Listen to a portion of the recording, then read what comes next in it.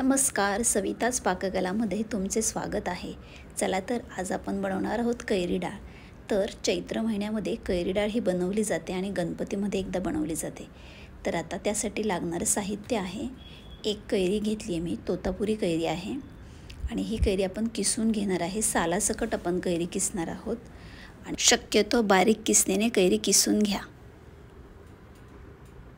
पण पूर्ण एक कैरी लागत नाही। आपण ती किसून घेणार आणि आपल्याला जशी लागेल तशी आपण कैरी डाळीमध्ये ती घालणार आहोत। आणि ही घेतली मी 1 वाटी भिजवलेली डाळ, फोडणीसाठी कढीपत्ता, 1 हिरवी मिरची आणि कोथिंबीर। तर चला आता आपण हे सर्व मिश्रण एकदा वाटून घेऊया। तर बघा, ही भिजवलेली कैरी डाळ आपण मिक्सरला वाटून घेणार आहे। त्यासाठी आपण घेतली 1 हिरवी मिरची, ती मिरची घालून घ्या। 1 वाटी भिजवलेली डाळ असल्यामुळे मी एकच मिरची घेतली आहे। आणि आता ही आपण किसून घेतलेली कैरी, तर ही किसून घेतलेली कैरी मी साधारण 1.5 चमचा घालणार आहे। जसं तुम्हाला आंबट लागतं त्याप्रमाणे तुम्ही कैरी ॲडजस्ट करू शकता। चवीसाठी मी थोडी 1 टीस्पून साखर घालणार आहे।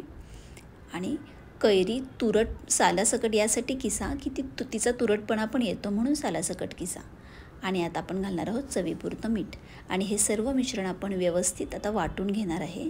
पूर्ण बारीक वाटायचं नाही आपल्याला मिश्रण थोडं ओबडधोबड वाटायचं आहे। तर बघा, आपलं वाटून झालेलं आहे मिश्रण, त्याच्यामध्ये थोडी अख्खी डाळ पण राहते, ती राहिली पाहिजे, त्याने ती चव येते।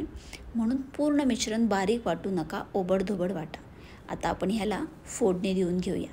तर फोडणीसाठी आपण कढई ठेवलेली आहे, त्यामध्ये आपण घालणार आहोत 2 टीस्पून तेल। 2 टीस्पून तेल घाला। कैरी डाळीला सगळी चव येते, आंबट, गोड, तिखट, तुरट, ह्या सगळ्या चवीमुळे ती अतिशय सुंदर लागते चवीला। आणि ही कैरी डाळ चैत्र महिन्यात अवश्य खावी।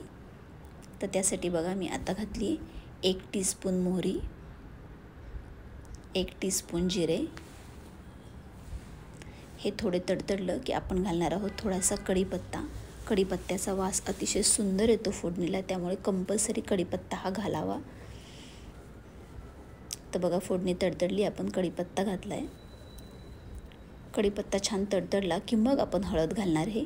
अगोदर हळद घातली तर ती पूर्ण तडतडून फोडणीच्या बाहेर येते। तर आता आपण घातली 1 टीस्पून हळद। हळद छान मिक्स करून घ्या फोडणीमध्ये। हळद मिक्स झाली की आपण गॅस बंद करणार आहे। तर बघा, हळद मिक्स झाली, गॅस बंद केला आहे। ही फोडणी आपण वाटलेल्या डाळीवरती ओतणार आहोत।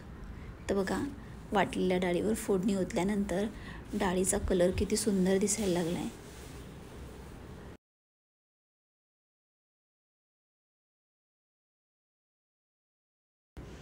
तर ही छान व्यवस्थित मिक्स करून घ्या। तर कोथिंबीर घातल्यानंतर ती व्यवस्थित मिक्स करून घ्या। तर तुम्हाला ही रेसिपी कशी वाटली हे मला कमेंट बॉक्समध्ये नक्की सांगा। तुम्ही नक्की ट्राय करा। चॅनलला लाईक, शेअर, सबस्क्राईब नक्की करा। पुन्हा भेटूया नवीन व्हिडिओसोबत। तोपर्यंत हेल्दी खा, हेल्दी रहा। धन्यवाद।